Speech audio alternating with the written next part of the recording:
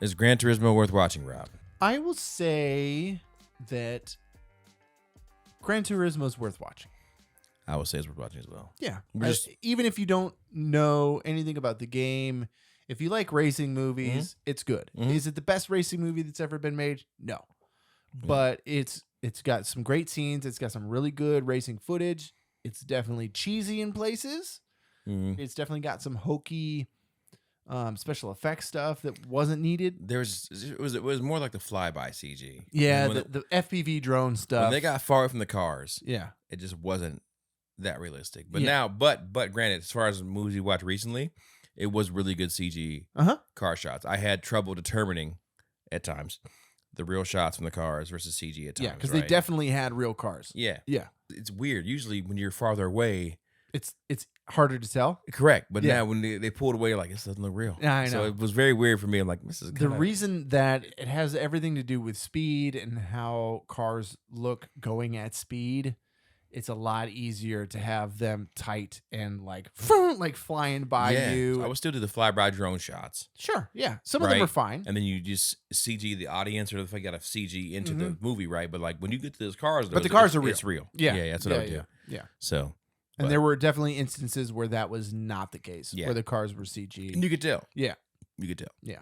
What was your score, Robert? I gave Gran Turismo a 6.5. 6.5. Yes. Well, I gave it a 7. Okay. I thought, given the movies you watch with car shots, I liked it a lot. The reason I gave it a 6.5 is just there were some cheesy scenes in it that I thought weren't executed super great.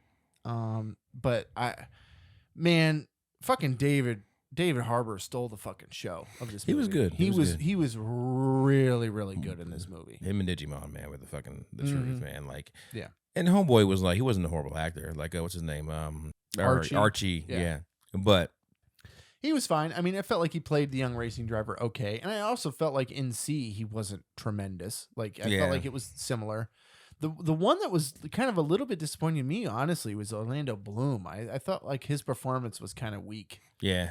As the marketing executive guy. I was not expecting his role to be the weak spot. Yeah. But I'd agree. IMDb gave it a 7.3. Okay. Yeah. Rotten Tomatoes has it called Gran Turismo: based on a true story. And I was like, is that the actual movie? No, it's not. Okay, because I didn't like that. No.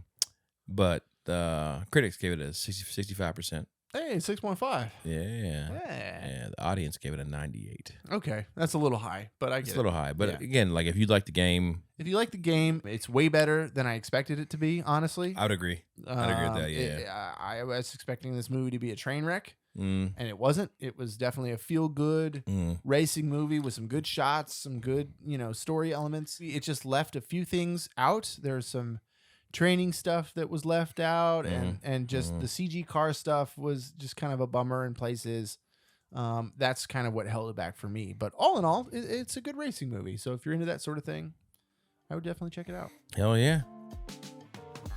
For full episodes, find us on your favorite podcast provider. Check us out on flicksworthwatching.com.